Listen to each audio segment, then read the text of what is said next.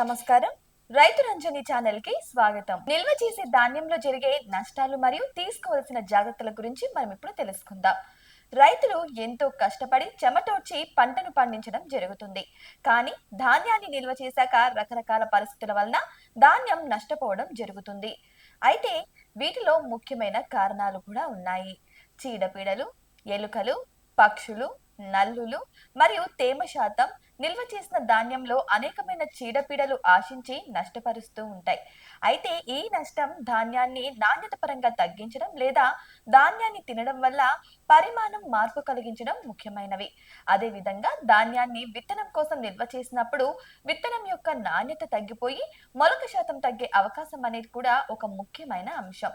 ధాన్యాన్ని ఆశించిన పురుగులు ధాన్యంతో పాటు నిల్వ చేసిన డబ్బాలను, బస్తాలను, చెక్క వస్తువులను కూడా నాశనం చేస్తాయి. భారతదేశంలోని ఒక అంచనా ప్రకారం వివిధ పంటలలో పంట కోసిన తర్వాత జరిగే నష్టాలు అనేది 10% అంచనా వేయడం జరిగింది. ఇందులో పండ్లు మరియు కూరగాయలలో జరిగే నష్టం 20 నుంచి 40%, ఇక పప్పు దినుసులు, నూనె గింజలు మరియు ఆహార ధాన్యాలలో 10 నుంచి 30% వరకు ఉంటుందన్నమాట నష్టం. ఇక పంట కోసిన తర్వాత జరిగే 10% నష్టాలలో సుమారుగా 6.58% నష్టాల నిల్వ చేసినప్పుడు మాత్రమే జరుగుతుంది. అయితే నిల్వ చేసినప్పుడు 6.58% జరిగే నష్టాలలో చీడపీడల వలన 0.85%, తేమ వలన 0.68%, ధాన్యం నిల్వ చేసినప్పుడు ఈ కారకాల వలన నష్టం జరుగుతుందని డాక్టర్ విజి పాన్స్ కమిటీ నిర్ధారణ చేయడం జరిగింది. ఈ సమస్యల దృష్ట్యా ధాన్యాన్ని నిల్వ చేసేటప్పుడు సరైన పద్ధతిలో తగిన జాగ్రత్తలు తీసుకున్నట్లయితే ఆహార ధాన్యాన్ని ఎలాంటి నష్టాలు లేకుండా కాపాడుకోవచ్చు. వీటిలో ముఖ్యంగా తీసుకోవాల్సిన జాగ్రత్తలు: కోత సమయంలో ధాన్యంలో తేమ శాతం సుమారుగా 24% వరకు ఉంటుంది. అందువలన ధాన్యం నిల్వ చేసే ముందు 10 నుంచి 12% ఉండేటట్లు ఎండలో ఆరబెట్టుకోవాల్సి ఉంటుంది.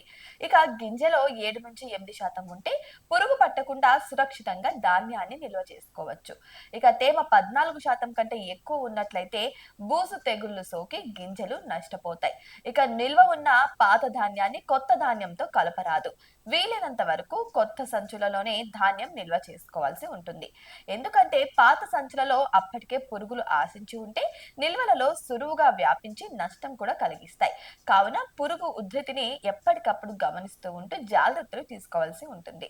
ఇక నిల్వ చేసే ముందు గోనె సంచులలో 10% వేప ద్రావణం పిచికారీ చేసి వాడుకోవాలి. లేదంటే 5% వేప గింజల కషాయంలో ముంచి ఆరబెట్టిన గోనె సంచులను వాడాలి. లేదంటే సంచులపై మలాథియాన్ 10 మిల్లీలీటర్లు లేకపోతే డెల్టా మెథ్రిన్ 2 మిల్లీలీటర్లు, లేదు అంటే లీటర్ నీటికి కలిపి పిచికారీ చేసుకోవాల్సి ఉంటుంది. ఇక ఆరబెట్టిన తర్వాత నిల్వ చేసుకోవాలి ఆ సంచులలో. ఇక గోధుమలలో మలాథియాన్ 50% అంటే 1:100 నిష్పత్తిలో అన్నమాట నీటిలో కలిపి ప్రతి 100 చదరపు మీటర్లకు 3 లీటర్ల ద్రావణం గాలిలో పిచికారీ చేయాల్సి ఉంటుంది. నింపిన బస్తాలను తేమ లేకుండా బస్తాల క్రింద చెక్కలు లేదా మందపాటి ఈత చాపలు లేదా వరిగడ్డి పరిచి దానిపై సంచులు అమర్చాల్సి ఉంటుంది.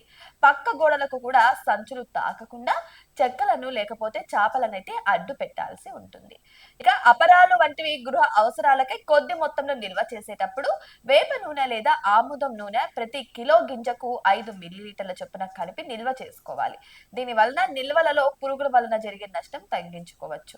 అదేవిధంగా పురుగుల యొక్క గ్రుడ్లు పొదగకుండా కూడా లార్వాల గింజలలోకి చొరబడకుండా చనిపోయే అవకాశం కూడా ఉంటుంది. విత్తనాలను నింపే సంచుల్లో వేప ఆకులను అడుగున వేసి సంచి నింపిన తర్వాత మరలా ఒక పొర వేప ఆకులు వేసుకోవాల్సి ఉంటుంది.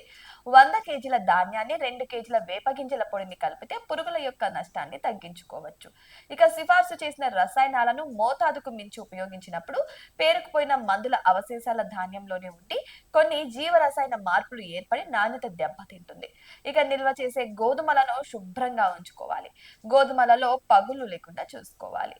ఇక తలుపులకు ఖాళీలు, రంధ్రాలు లేకుండా చూసుకోవాల్సి ఉంటుంది. ఇక ఆపరాలను చిక్కగా చేసిన జనపనార సంచులలో గాని లేదా పాలిథిన్ అమర్చిన సంచులలో గాని నైలాన్ సంచులలో కానీ నిల్వ చేసుకోవాల్సి ఉంటుంది.